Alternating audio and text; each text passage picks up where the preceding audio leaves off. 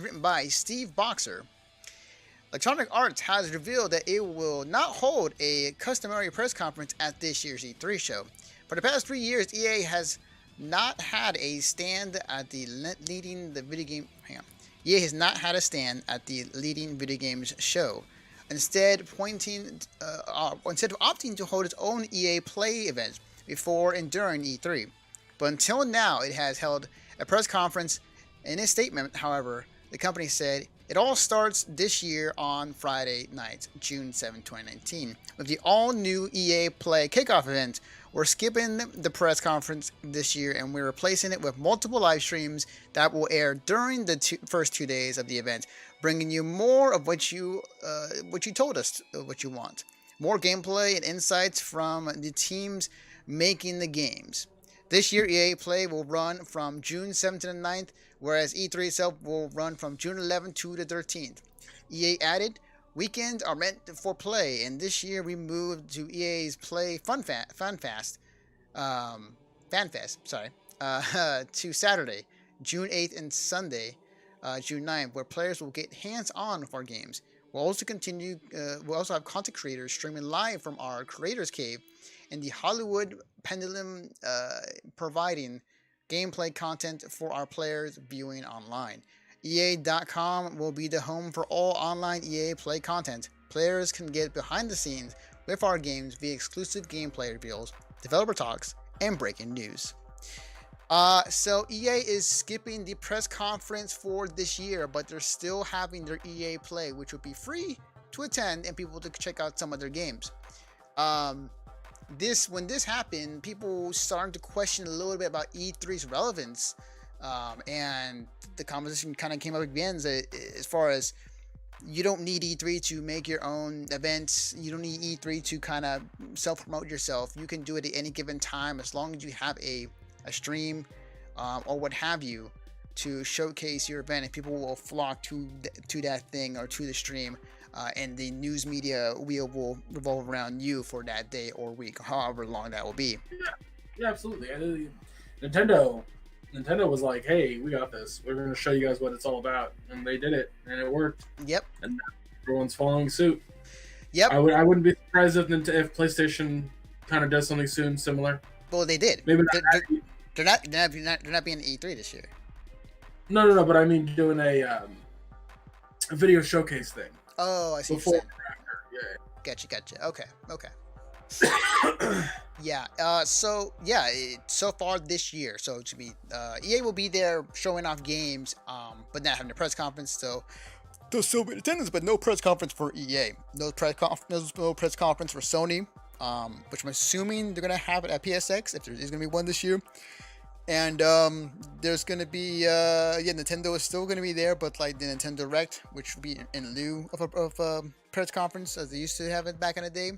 So it's one of the things I took away from this is that speaking on the E3 side, like I think that it's going to be interesting to see how it's going to evolve if we see more and more companies doing this. It kind of makes you wonder, like, how long of a lifespan does E3 have left? If more and more companies are going to plan to do this and just skip the whole bullshit. So here's the thing. I don't think E3 is going anywhere. I think E3 is here to stay. However, I think E3 press conferences might be ending. Yeah, that could possibly be it. It could be like they'll be there showing the games, but the press conference may not happen. Right. I was saying the guest conference part makes a fuck ton of money. Not just for E3, but like for the event, for the stores and businesses around in LA during that time. Like, it's insane. So E3 ain't going anywhere. Yeah. But, more and more of these development companies are figuring out that having a press conference doesn't help anything. It doesn't really do much. Like, yes, you want some game announcements. You want people to be hyped for a game. But go to the extent of, like, showing just a little bit. Don't show too much. Don't, like, one of the big things that I constantly say to people is that if you watched a very early build of a game and it looked really pretty, and everything was like perfectly choreographed in the gameplay demo that you saw at E3. Just take it with a grain of salt. Always take that with a grain of salt, because the final product will never look like that. Absolutely. There are full disclaimers on their trailers saying like this is a work in progress. May not be the full representation of the game when it comes out. Guess what my why you're wrong's about. Um, but I think developers are starting to see more and more of that, and I think that what we need to do, and EA actually got a full dose of this with Apex Legends, but what we need to see more and more of is just like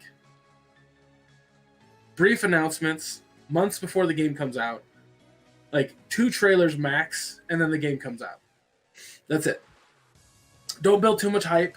Build just a little bit of hype. Maybe if the internet builds more hype on top of that, that's their issue. But don't keep building the hype. Don't intentionally try to get that hype machine going, because 9 times out of 10 it'll just it won't go anywhere. The thing that I think my the reason I mention this is because look at Anthem. Now, Anthem has its problems. I'm not throwing that out there, but Anthem is not the game that they showed when they first showed it, right? Mm-hmm. The very, very first 2014 like gameplay demo they showed looks kind of like the final game, but not quite. Mm-hmm. And a lot of people like to throw this out there as if it's a thing. And then after that, they kept like showing more, and they had demos, and they showed it all the time. And they were just like Anthem, building this like huge thing. So people got it in their minds it was supposed to be this like massive, just earth-shattering game, and it wasn't. It was a fun game to play. It was another game. I love Anthem. I think the game's great. Sure, it needs work, but there's reasons behind that I'm not going to get into. But look at other games that didn't build that kind of hype. There are games that have come out in the past couple months that built a little bit of hype, then didn't say anything until the game was about to come out. Then the game comes out and it does great. Devil May Cry 5 is a perfect example of that. Mm-hmm. Like, the hype was built, but not to any extent that EA was doing it for Anthem. But then look to even a further extent. Look at Apex Legends. Mm-hmm. Like, you can do this without killing a game with hype. There is a very strategic way to showcase your game and make the game look good. The term I like to put out there, less is more. And that definitely, in the situation of like Apex, that is definitely a prime example of what that is. And the more times you show a game, you kind of run into the situation where, okay, if you show me kind of these different scenarios, I have a good idea what the game's going to be, but at some point the question will then come up, like when's the release date? Like why is this section, the different section, better than the last one to convince you to get the game? If you haven't been convinced to get the game off the initial idea of the first 1 or 2 trailers, I feel like at that point, like that it is a very tricky situation if you are the game company to really. Yeah. Yeah. I think another big aspect is a really, really, really smart way to build hype for a game or build interest in a game is the new form of advertisement. YouTube and Twitch. Ding, ding, ding, ding, ding, ding. Yes, you are the winner. Like, I have been watching a few streamers play Division 2. I played the demo.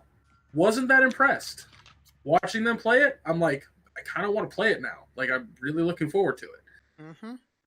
Isn't that crazy? Like, I wasn't at all hyped for Devil May Cry 5. But now I want to play it. Because I've watched people play it. Like, it's crazy. It's really crazy that this is the new form of advertisement. And that's why I think people say E3 is on its way out. I think if I legitimately say this, dude, if these companies stop doing conferences and just had what basically the Nintendo Treehouse is, way different story. I think you're right. Just want to also add in before we close this section out and move on to your segment, Greg, is that I think this is a good move for EA because obviously a lot of heat is on them right now for what seems to be like a good year and a half. And it's weird because you're not wrong about the heat, but there's also like a lot of low heat because of Apex Legends. Yeah, that is very true. Very true. I don't think that that's the reason why they skipped the press conference. I seriously doubt that. But I think they're skipping it because of last year's. Okay. Yeah, no, I can see that. Yeah, and the feedback they got from that. I think it is. I believe, you know, and maybe doing it on purpose, but I think that indirectly this is probably the best thing they can do right now, PR wise. Just like, hey, don't do press conference. Here are the games. Come by, check them out, play them, see for yourself. We're not gonna announce anything. We're not gonna do anything that may ruffle some feathers.